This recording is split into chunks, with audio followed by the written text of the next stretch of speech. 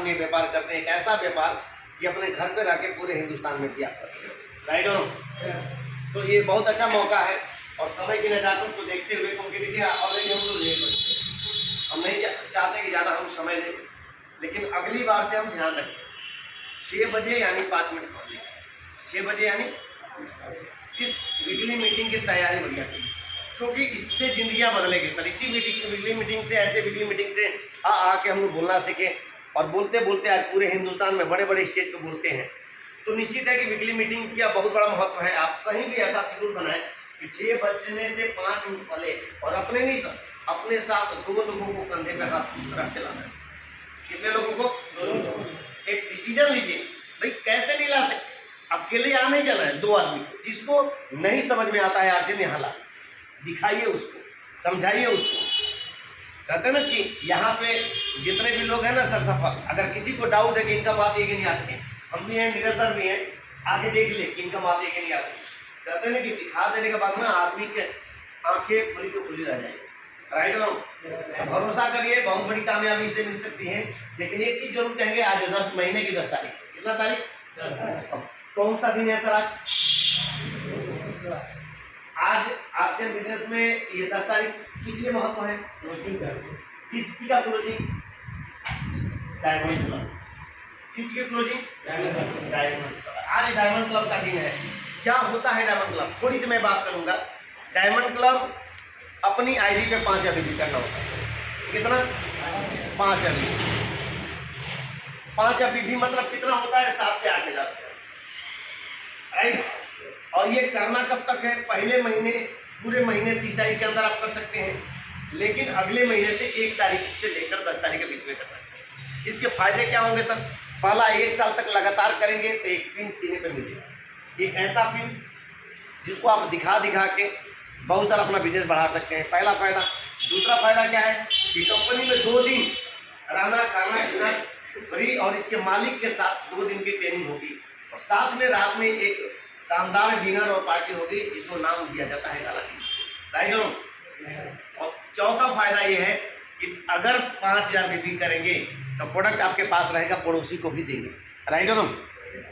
जिसको आप समझा नहीं पाते, जिसको आप बता नहीं पाते, जो विश्वास नहीं करता है, सिर्फ उसको प्रोडक्ट दे दीजिए सर। मैं गारंटी बता दूं कि वो प्रोडक्ट जिस दिन इस्तेमाल करने लगेगा, पक्का है आपके साथ आरसीएम का डिस्ट्रीब्यूटर बनेगा। बनेगा कि नहीं बनेगा? ताकत है कि नहीं आरसीएम के प्रोडक्ट में? बहुत बड़े फायदे हैं। मैं एक ही चीज कहता हूँ कि अगर डायमंड तक जाना चाहते हैं, आप चाहते हैं कि इस बिजनेस में हमें कामयाबी होता, आज के बाद डायमंड क्लब करना शुरू कीजिए सर। एक ही टारगेट आपका, हर डिस्ट्रीब्यूटर का एक ही टारगेट होना चाहिए कि मेरा अपनी आईडी में 5 बिक्री होना चाहिए, चाहे वो बेच के करे, चाहे इस्तेमाल करके करे, चाहे लोगों को इस्तेमाल करा के करे। राइट हो?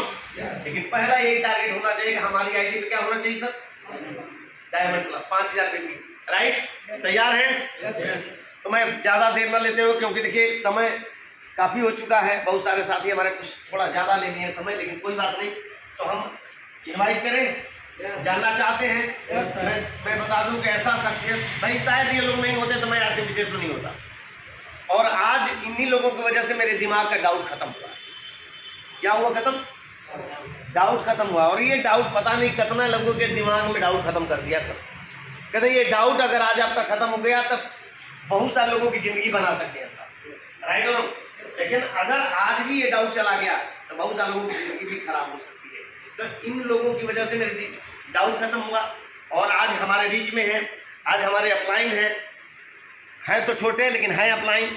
तो आप लोगों की जोरदार तालियों के बीच में कहते हैं कि एक ही चीज कहते हैं सर कि सर मुर्दा को भी बैठा दीजिए, मुर्दा को भी बैठा दीजिए तो जिंदा हो जाएगा। राइट और रॉन्ग?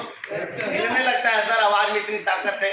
शुरुआती दौर में इनके मोटिवेशन से, इनके बात करने से बहुत सारे लोगों ने सपने बनाए, बहुत सारे लोगों ने आरसीएम बिजनेस करने का डिसीजन लिया, क्योंकि शुरुआती दौर में हमको बोलने नहीं आता था।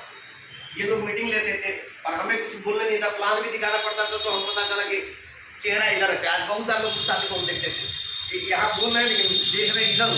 अरे नज़र से नज़र मिला के देखिए। सबसे पहला आरसीएम बिजनेस में जब भी आप स्टेज पे आए, लोगों से बात करें तो नज़रों में नज़रें मिला के बात करिए, तब आपका पता चलेगा कॉन्फिडेंस क्या है, तब आपकी लीडरशिप आएगी। राइट और रॉन्ग? तो हम आप लोगों की जोरदार तालियों के बीच में ऐसे शख्स जिन्होंने, कहते हैं कि अगर बात करें चंदौली जिले में तो माहौल बनाने में आज बहुत सारे लोगों की जिंदगियों को बनाने में आज उनका रोल है। आप सभी लोगों की जोरदार तालियों के बीच में मैं इनवाइट करके अपने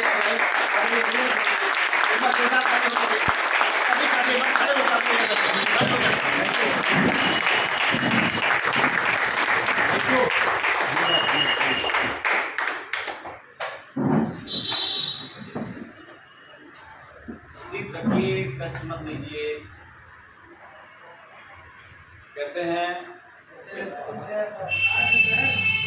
और जो नहीं बोल रहे हैं वो भी अच्छे हैं। वो उसमें तो नहीं है ना, क्या बोलते हैं, हाँ, सोम वाटिका में। ये जो मुस्कुरा रहे हैं वो अशोक वाटिका में। इसके चेहरे पे हंसी है, खुशी है, वो कहाँ पे है? और जो नहीं मुस्कुरा रहा है वो शोक वाटिका है ना। भैया शोक वाटिका से बाहर निकलिए, है ना। देखिए मैं बीमार आदमी हूँ सच के लिए, आपके सामने जो खड़ा हूँ, है ना। क्या हूँ मैं? डॉक्टर की नज़र में बीमार हूँ, लेकिन खुद के नज़र में बीमार नहीं हूँ। मैं पिछले 6 महीने से बेड रेस्ट हूँ, कोई वर्किंग मेरी नहीं है आरसीएम में। सच्चाई यही है, कोई वर्किंग नहीं है। और अब पिछले 2 वीकली मीटिंग से मैं आप लोगों के सामने आ रहा हूँ। मन नहीं मानता, है ना, दिल लगता ही नहीं, क्योंकि 16 साल से आदत लगी हुई है ताली सुनने की। क्या सुनने की? 16 साल से आदत लगी हुई है। अब भयंकर से भयंकर बीमारी भी मुझे रोक नहीं पा रही, है ना। यहाँ पे क्या मिलता है? खुशी मिलता है, आनंद मिलता है, संतुष्टि मिलता है। और जिस काम को करने में ये चीजें मिले ना, तो दुनिया में जन्नत है। क्या है? स्वर्ग है। यही स्वर्ग है ना। काम करने में जब आनंद आने लग जाए, मजा आने लग जाए, वही स्वर्ग है, राइट। नीरज कुमार सिंह ठीक सामने कॉलोनी में रहता हूँ, रघुवंशी कॉलोनी में। और बेसिकली हम लोग चंद्र डिस्ट्रिक्ट से बिलोंग करते हैं।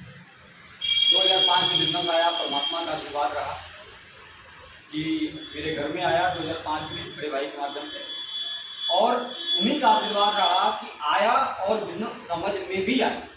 2 चीज़ें, आता तो बहुतों के जीवन में, लेकिन बहुतों को समझ में नहीं आता, राइट। मैं खुशनसीब हूँ कि मुझे बिजनेस समझ में आया। मैंने इस बिजनेस की शुरुआत किया, हालांकि मैं कारोबार में था, ट्रांसपोर्ट का बिजनेस मेरे परिवार में रहा। 1965 से राइस मिल का कारोबार रहा। हम लोग उस एरिया में बड़े किसान भी हैं, 90 एकड़ की, मतलब भगवान के आशीर्वाद से पहले से भी रहा है। उसके बाद आरसीएम की एंट्री हमारे जीवन में हुई। तो आरसीएम की एंट्री जब हमारे जीवन में हुई, बहुत सारे लोग किट देखते हैं, बहुत सारे लोग प्रोडक्ट देखते हैं, बहुत सारे लोग सस्ता देखते हैं, बहुत सारे लोग महंगा देखते हैं, बहुत सारे लोग को बहुत सारी चीज़ें पसंद नहीं आती, किसी को दुकान पसंद नहीं आती, किसी को दुकान का मालिक का व्यवहार पसंद नहीं आता, है ना। तमाम ऐसी चीज़ों की वजह से बहुत सारे लोग इस सिस्टम से आउट होते चले गए। लेकिन मैंने इन चीज़ों को नहीं देखा, मैंने प्रोडक्ट को नहीं देखा। बात समझ आ रही है? प्रोडक्ट की तो क्वालिटी भी उस समय बहुत बेहतरीन नहीं थी, लेकिन प्रोडक्ट से आगे के विजन को मैंने देखा। बैठिए थोड़ा, आप लोग रिलैक्स, आधे घंटे, है ना, इत्मीनान से। फोटो सेशन चलता रहेगा, है ना। तो मैंने प्रोडक्ट से आगे देखने का प्रयास किया। बात समझ आ रही है ना? प्रोडक्ट में मैं नहीं उलझा, उसके आगे का विजन मैंने देखा कि इस सिस्टम के माध्यम से आने वाले भविष्य में क्या हो सकता है। आज तो संघर्ष है, नो डाउट। फील्ड में जाऊंगा, किसी को जानकारी नहीं है, इस बिजनेस का किसी को आदत नहीं है, कभी देखा नहीं है, कभी सुना नहीं है। लोग अविश्वास करेंगे, लोग शंकाएं करेंगे, लोग कमेंट करेंगे, लोग मजाक उड़ाएंगे, ये होगा मेरे साथ। लेकिन अगर मैं लगातार चलता रहूंगा तो क्या होगा? जब किसी भी कार्य को करने का उद्देश्य क्लियर होता है इंसान का, ये उद्देश्य का नियम बता रहा हूं मैं। आरसीएम में ऐसा थोड़े है कि सब कामयाब होते हैं, और सच्चाई बताने में मुझे डर नहीं लगता, है ना। मैं लोगों को बरगलाने, लोगों को फुसलाने, है ना, लोगों को गलत शिक्षा देने पे विश्वास और यकीन नहीं करता। जिनका उद्देश्य क्लियर है कि मैं ये काम क्यों कर रहा हूं, उनको दुनिया कोई ताकत नहीं रोक सकती कामयाब करने। और जिनको पता ही नहीं है, अरे मेरा पड़ोसी कर रहा है, अरे मेरे मामा कर रहा है, अरे मेरे चाचा कर रहा है, अरे सब कर रहे हैं, है ना, तो मैं भी कर लेता हूं। बस वही वाली बात है कि एक बार किसी गांव के अंदर एक कुत्ता भागे जा रहा था, एक गाड़ी के पीछे एक ट्रक थी, ट्रक के पीछे कुत्ता भाग रहा था, और जैसे ही वो ट्रक किसी गांव से गुजरता तो उस गांव के सारे कुत्ते, है ना, कुत्ते के पीछे हो लेते थे, है ना। ऐसा करते करते करते करते सैकड़ों और हजारों कुत्ते उस ट्रक के पीछे भाग रहे थे, यानी कई गांव से गुजरा और सारे गांव के जो है कुत्ते भाग रहे थे। तो सबसे पीछे वाला कुत्ता वो भाग रहा था, तो उसके अंदर एक क्यूरियोसिटी पैदा हुआ कि भाई साहब हम लोग 3-4 किलोमीटर भाग के आ चुके हैं, हम लोग क्यों भाग रहे हैं, आगे वाले से पूछा हम लोग क्यों भाग रहे हैं। तो बोला कि ये तो मुझे भी नहीं पता है, आगे वाले से पूछ, आगे वाले से पूछ, है ना। ये बात बढ़ती बढ़ती चली, कहाँ चली गई, सबसे आगे वाले के पास, जो पहले मतलब शुरुआत जिसने किया था, है ना। उससे पूछा गया कि भाई ये बताओ हम क्यों दौड़ रहे हैं। उसने बोला कि दुनिया क्यों दौड़ रही है मुझे नहीं पता, हमारे पीछे इतने कुत्ते क्यों दौड़ रहे हैं मुझे नहीं पता, लेकिन मुझे पता है कि मैं क्यों दौड़ रहा हूं, क्योंकि इस ट्रक पे खंभा लदा हुआ है, और जहां रुकेगी वहां उतरेगा, और जहां उतरेगा वहां गड़ेगा, और जहां गड़ेगा वहां एक पैर उठा के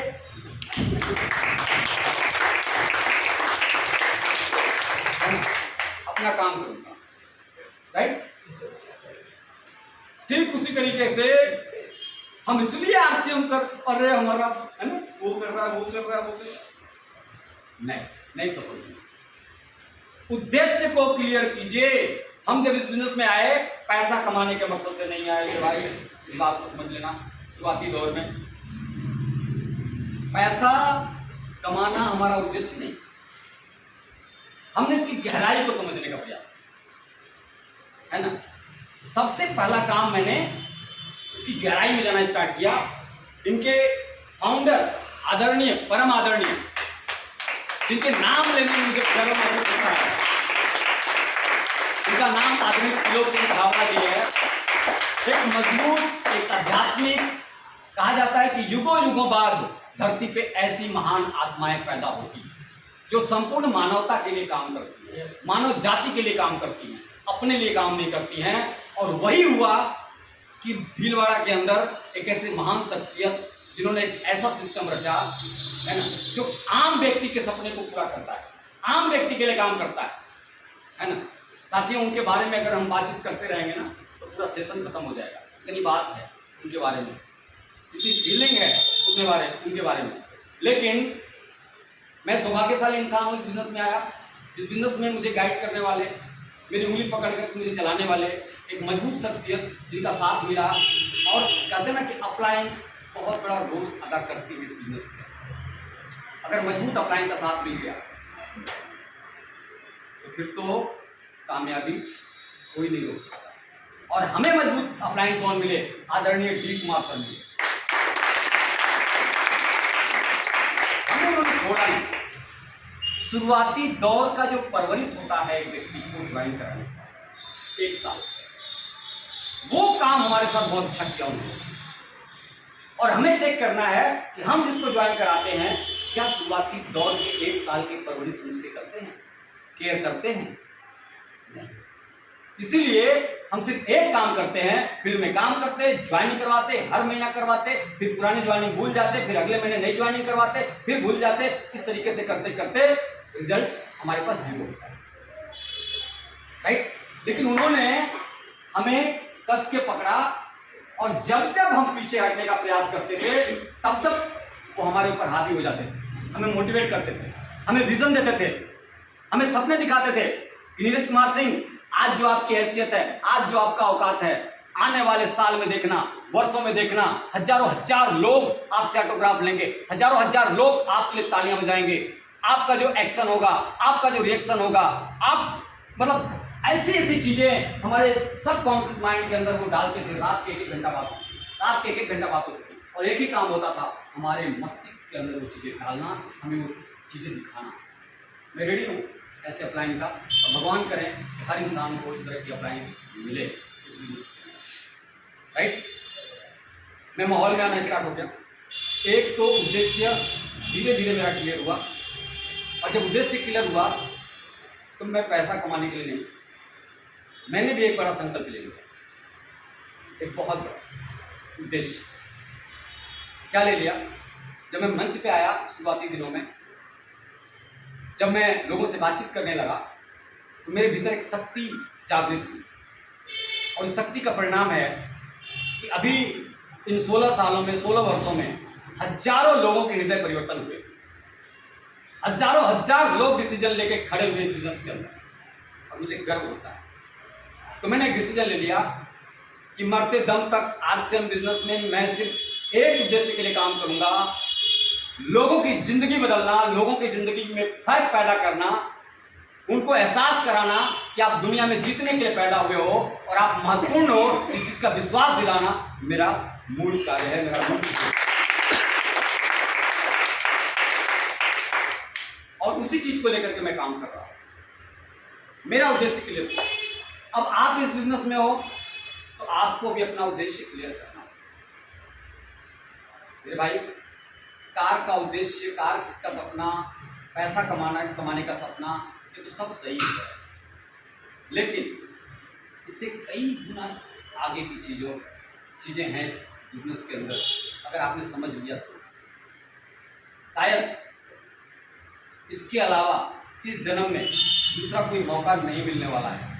यहाँ पे हम लोगों की जिंदगी बना करके अपनी जिंदगी बना सकते हैं, लोगों को आगे बढ़ा करके खुद को आगे बढ़ा सकते हैं, लोगों के सपने पूरे करके अपने सपने को पूरा कर सकते हैं, राइट। अब सोचो, कल्पना करो, आपका बिजनेस जैसा आप सोचते हो वैसा क्यों नहीं होता।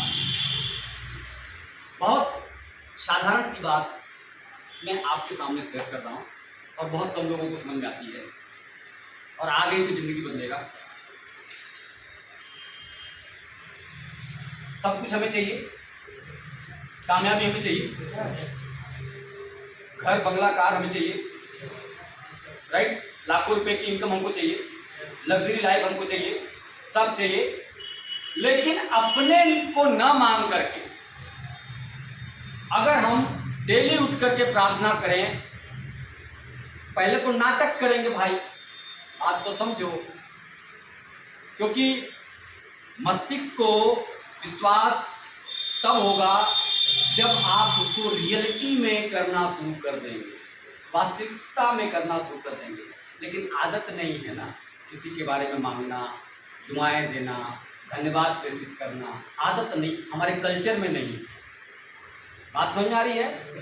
सही बोल रहा हूँ, झूठ बोल रहा हूँ? हमारी कोई मदद करता है तो हम उसको धन्यवाद देते हैं, और कम लोग हैं भाई, मुंह से बोलते भी नहीं। हमारी पत्नी हमें एक गिलास पानी देती है, हम धन्यवाद देते हैं? ईमानदारी से बताइए, नहीं ना? हमारा बच्चा, हमारा परिवार, हमारा समाज हमारा किसी भी रूप में हेल्प करता है, हम धन्यवाद देते हैं? नहीं देते हैं ना? सोचो आप अभी कहां पे हो। तो बिजनेस का रूल ही बता रहा हूं आपको। अब ये चीज आपके फीलिंग में आ जाए। अभी तो नाटक करना, क्या करना पड़ेगा? नाटक करना पड़ेगा, लेकिन नाटक करते करते करते करते एक दिन वास्तविकता में आ जाएगी, फीलिंग में आ जाएगी। बात समझ आ रही है? तो आपको सुबह उठ करके प्रार्थना करना है, हे भगवान मेरे हर डाउनलाइन के घर में कार आनी चाहिए, हे भगवान मेरे हर डाउनलाइन को लाख रुपए महीने की इनकम आनी चाहिए, हे भगवान, है ना, मेरा हर डाउनलाइन रॉयल्टी अचीवर बनना चाहिए। बात समझ आ रही है? अपने बारे में मत मांगो, लेकिन हम दिन रात को क्या करते हैं? अपनी मांगते हैं ना, अपनी बारे में बात करते हैं ना, राइट। मैं आपको सूत्र और फार्मूला दे रहा हूं, यहाँ पे आपको दूसरे के बारे में बात करनी है भगवान से, राइट। तैयार हैं? यस। शुरू में टफ लगेगा, लेकिन एक दिन वर्ष बीतेंगे, समय बीतेगा, लेकिन यही काम करते रहोगे तो एक दिन रियलिटी में ऐसे आपके व्यक्तित्व में शामिल हो जाएगा। बात वही है कि एक लड़की जो है भगवान के सामने है ना, तपस्या कर रही थी, भगवान को मतलब भगवान से वरदान मांगने के लिए तपस्या कर रही थी, है ना। तो जब वो तपस्या कर रही थी तो शायद उसको किसी ऋषि महर्षि का श्राप था कि तुझे कुछ मिलने वाला नहीं है, तू कितना भी मेहनत कर ले तुझे कुछ मिलेगा नहीं। उसने कहा कि कोई बात नहीं है, वो हमें नहीं देंगे ना, किसी और को तो दे सकते हैं ना। तो वो लगी रही, तपस्या करती रही, तपस्या करती रही। भगवान एक दिन प्रकट हुए। भगवान ने कहा भाई हम तो तेरे को कुछ देने वाले नहीं है, फिर भी तू लगी है, बताओ क्या क्या हो सकता है, क्या कर सकता हूँ मैं। बोला भगवान हमें तो कुछ नहीं चाहिए, हमारी माँ को एक अच्छा सा दामाद दे दो बस। क्या इसको हमारी माँ को, इसको हमारी माँ को मांगा तो आखिर में इच्छा पूरी हुई कि नहीं हुई उसकी? हुई ना।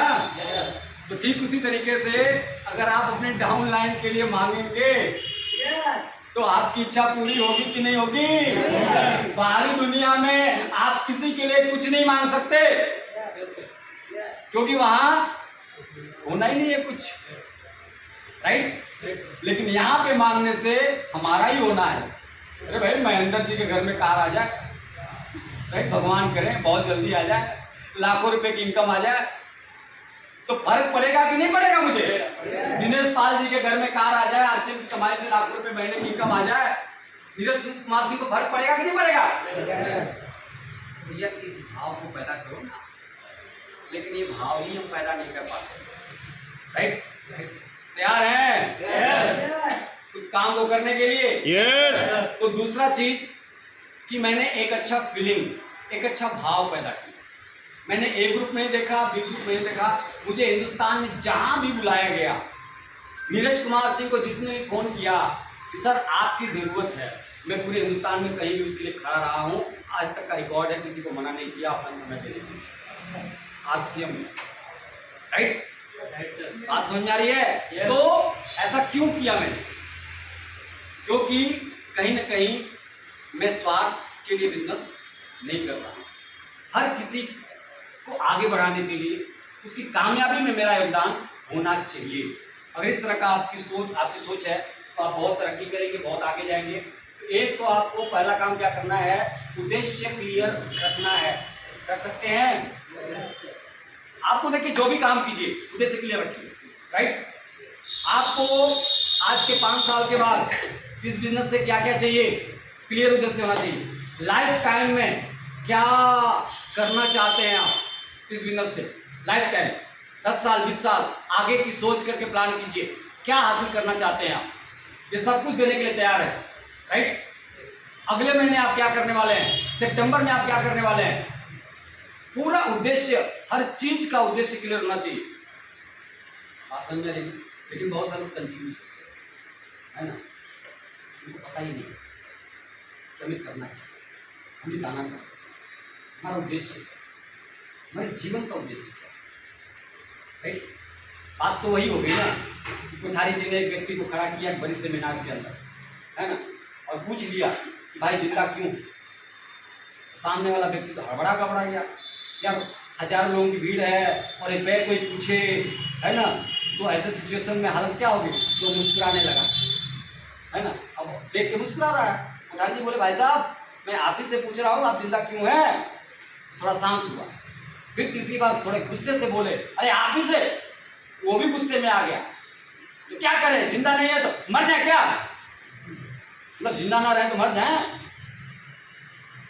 ये जवाब है ना। खोजिए आपका उद्देश्य, आपकी गहराई में मिलेगा।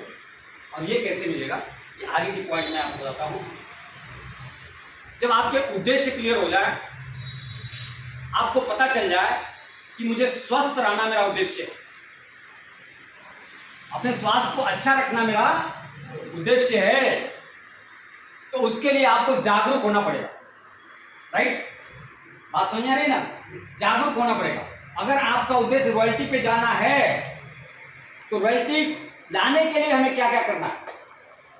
जो रॉयल्टी अचीवर हैं, जो हमारे बड़े सीनियर अपलाइन हैं, उनके संपर्क में रह करके हमें सीखना पड़ेगा कि रॉयल्टी अचीव करने के लिए हमें क्या क्या कर्तव्य करना है। हमारा ड्रेसिंग सेंस क्या होना चाहिए, हमारी सोच कैसी होनी चाहिए, हमारी प्लानिंग किस तरह की होनी चाहिए, हमारी वर्किंग किस तरह की होनी चाहिए, ये पूरा क्लियर होना चाहिए। और जब तक ये क्लियर नहीं होगा तब तक रॉयल्टी आने वाली नहीं। बात समझ आ रही है ना? तो उद्देश्य चाहे कोई भी हो आपका, अपने लाइफ का हो, आर्थिक हो, सामाजिक हो, किसी भी उद्देश्य को यदि आप पाना चाहते हैं तो उसके लिए आपको जागरूक होना पड़ेगा। बिना जागरूकता के, है ना, चीजें आने वाली नहीं, है ना। तो जागरूकता के बाद देखिए, एक एक पॉइंट मैं आपके साथ शेयर कर रहा हूं। जागरूकता के बाद एक बहुत बड़ा जो पॉइंट है, दर्पण का नियम। दर्पण का नियम क्या करता है? बचपन से लेकर के आज तक हम लोग सिर्फ दूसरे को देखते हैं, दूसरे को देख देख के बड़े हुए। और आज आप किसी से बात कर लीजिए, सामने वाला व्यक्ति कभी उंगली धर करके ब्लेम नहीं करता। कोई भी होनी अनहोनी उसके जीवन में होती है तो परिस्थिति को दोषी ठहरा देगा, माँ बाप को दोषी ठहरा देगा, समाज को दोषी ठहरा देगा, सरकार को दोषी ठहरा देगा, पूरे जहान को दोषी ठहरा देगा, अपलाइन को दोषी ठहरा देगा, डाउनलाइन को दोषी ठहरा देगा, प्रोडक्ट में कमियां निकाल देगा। हर काम वो यही करेगा क्योंकि वो कभी उंगली इधर करता ही नहीं, ना उसने किया है। ये उसके असफलता का सबसे बड़ा राज है और उसकी गिनती 90% में इसीलिए होती है। दुनिया में अगर कुछ चंद % लोग अमीर हैं, सारे खजाने अगर उनके पास हैं, तो उनमें और हमारे में क्या अंतर? सिर्फ आदतों का अंतर हो सकता है, सिर्फ विचारों का अंतर हो सकता है। वो भी मानव है, हम भी मानव हैं, वो भी हमारे जैसे दिखते हैं। क्या अंतर है? कभी जोर दिया इसके मस्तिष्क पे? हाड़ मांस को भी बने हुए हैं। कामचोर लोग क्या कर रहे होंगे? किस्मत बढ़िया है। जो कामचोर चोर होते हैं या जो गरीब प्रवृत्ति के हैं, जो मतलब दुख दरिद्र में घिरे हुए हैं, जो कर लीजिए आप, वो क्या है कि सामने वाले को सिर्फ यही बोलते हैं वो किस्मत वाला है, इसलिए वो आगे है, अमीर है, सफल है। नहीं, किस्मत वाला है। तो थोड़ा सा चिंतन करना। अभी मैंने किस बारे में जिक्र किया था? दर्पण। अपने आप को देखना है। किसको देखना है? अमूमन एक गलती क्या होती है, लोग कहते हैं सर हम मीटिंग में लोगों को बुलाते तो हैं, वीकली मीटिंग में लोग नहीं आते। क्यों बोला ऐसा? क्यों ऐसा शब्द बोला आपने? आप कहते हो कि मैं प्लान दिखाता हूं सर, लोग समझते नहीं। आप ये क्यों नहीं कहते? आप ये क्यों नहीं कहते कि सर मैं अभी ठीक से लोगों को बुला नहीं पा रहा हूं, इनविटेशन में कहीं ना कहीं कोई कमी है जिसकी वजह से लोग नहीं आ रहे हैं, मैं अपने अंदर सुधार करूंगा, अपने आप को बेहतर बनाऊंगा और एक दिन ऐसा आएगा कि एक को बुलाऊंगा और 100 आएंगे।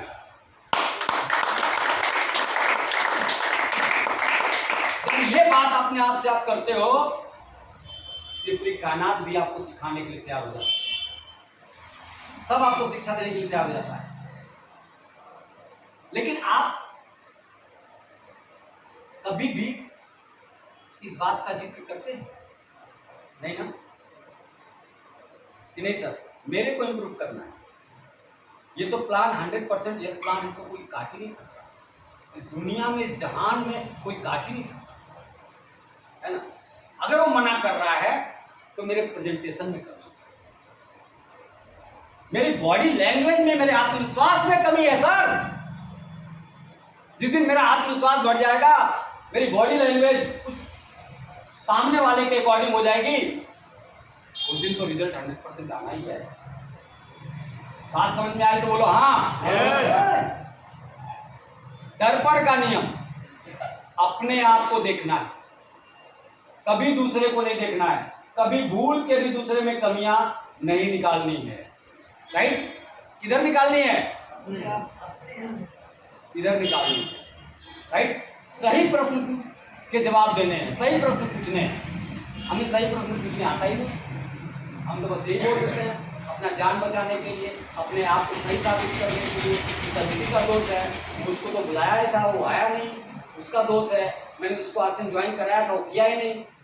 ऐसे ही होता है, सुधार कर लीजिए। शब्द बदल लीजिए, जीवन बदल जाए। इसलिए कहते हैं कि शब्दों को बदलने से जीवन बदलता है ना। दृष्टि बदलने से सृष्टि बदलती है। बात समझ आ रही है? आगे चिंतन का नियम। चिंतन का नियम किसका नियम? कभी आप एकांतवास में अकेले बैठ करके किसी भी टॉपिक पे चिंतन करने का प्रयास आपने किया है? अपलाइन ने जैसा बोल दिया आपने फॉलो कर लिया, हाँ सर, यस सर। मैं जो कहना चाहता हूं उसको समझिएगा। अगर यहां से कोई बात कही गई या कहीं से भी आपने कुछ सीखा, तो आप अपने मस्तिष्क में धीरे कुकर पर उस विचार को पकाने का प्रयास करते हो। अगर आप उसको पकाने का प्रयास करोगे तो बहुत सारी चीजें निकल कर आएंगी। लेकिन हम लकीर के फकीर है ना। टीसी छाबड़ा जी बोलते हैं, अंध भक्त मत बनो, दुनिया के गुरु का सम्मान करो, गुरु का आदर करो, है ना, करना चाहिए ना। गुरु का सम्मान करो, गुरु का आदर करो, प्रतिष्ठा करो, लेकिन गुरु के ऊपर आश्रित मत हो। क्या? गुरु की तो इंसान ही है ना, भगवान तो है नहीं ना। इस दुनिया में भगवान को किसी ने देखा नहीं है ना। लेकिन बहुत सारे लोग गुरु को फॉलो करते हैं, लकीर के फकीर। अपना विवेक है, चिंतन करो, हर चीज को परखो आप। अगर मैंने कहा इस बिजनेस में कि आप इस बिजनेस में अभी ज्वाइन किए हो, आपको अपना दिमाग नहीं लगाना, तो क्यों नहीं लगाना भाई?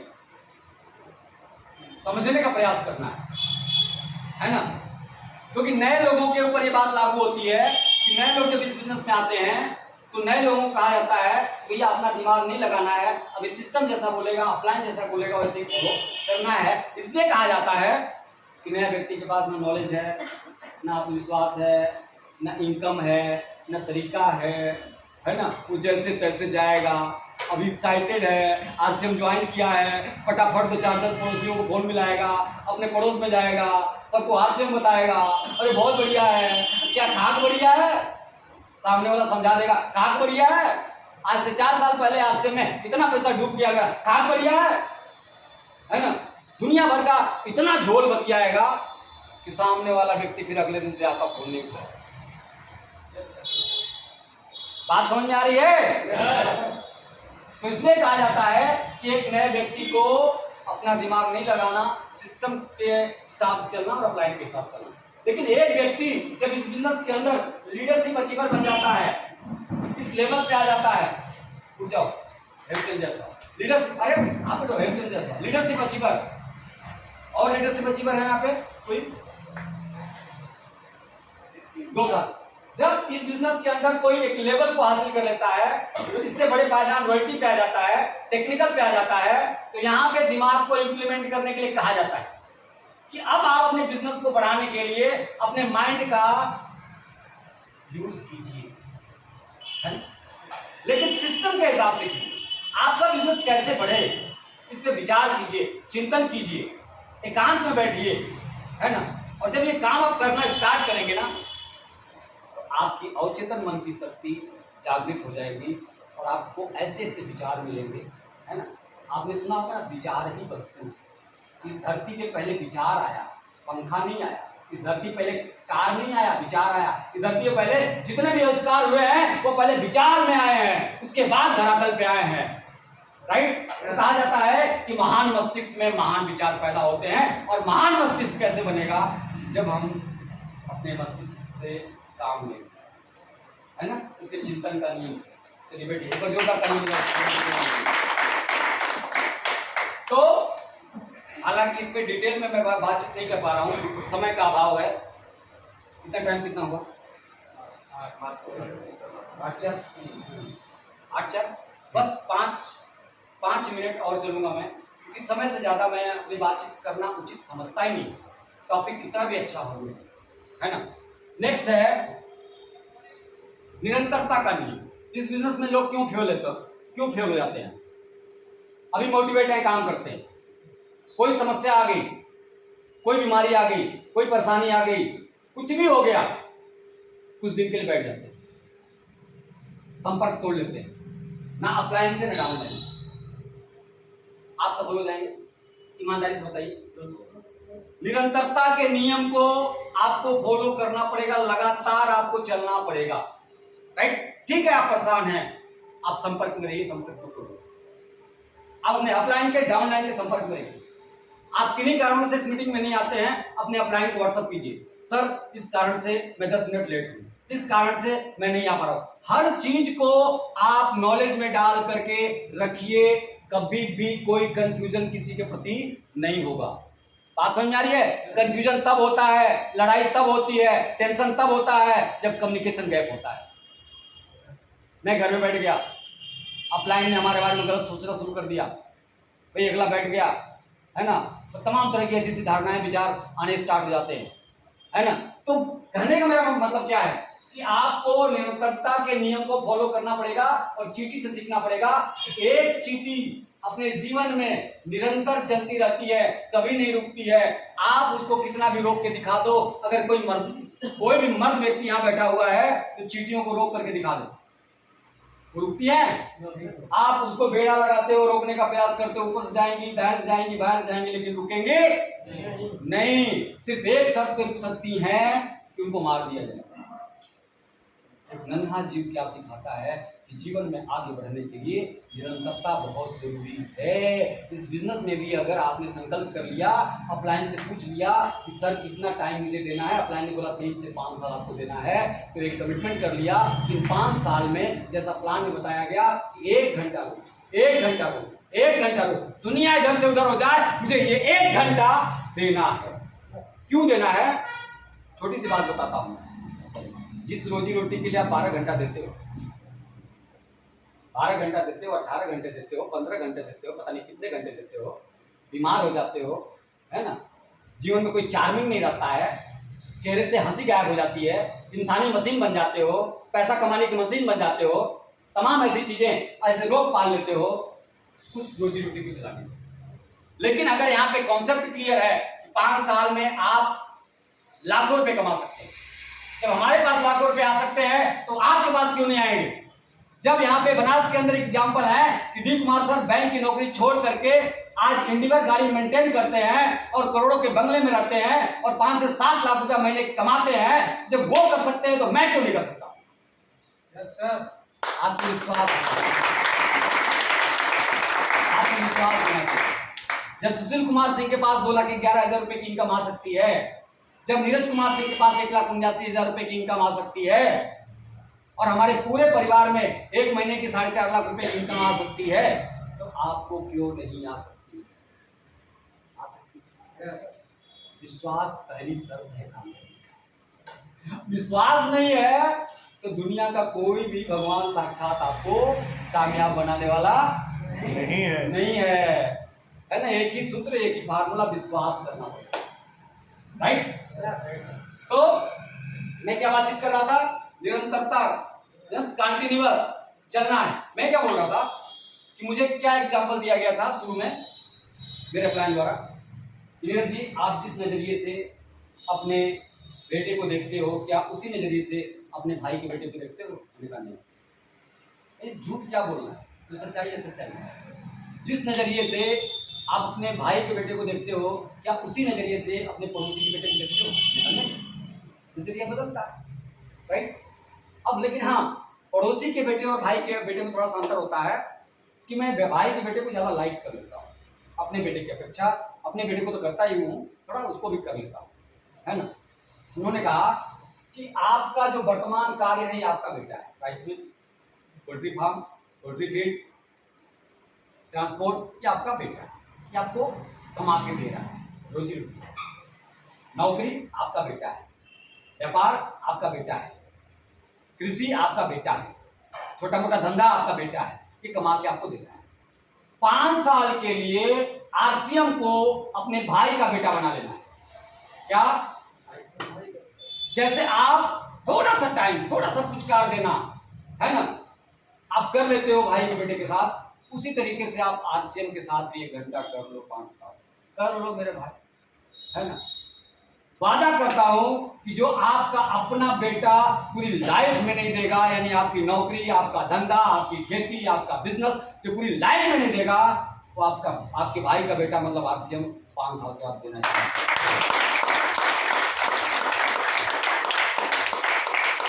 उद्देश्य क्लियर होना चाहिए, और उद्देश्य क्लियर नहीं है तो सब बेकार है। आप आइए, खूब ताली बजा के जाइए, फिर आइए, ताली बजाते रहिए और ऐसे ही करते रहिए, और पता चलेगा कि समय बीत जाएगा और आने वाली पीढ़ी गाली देगी, तू पापा नहीं, तू पापी है।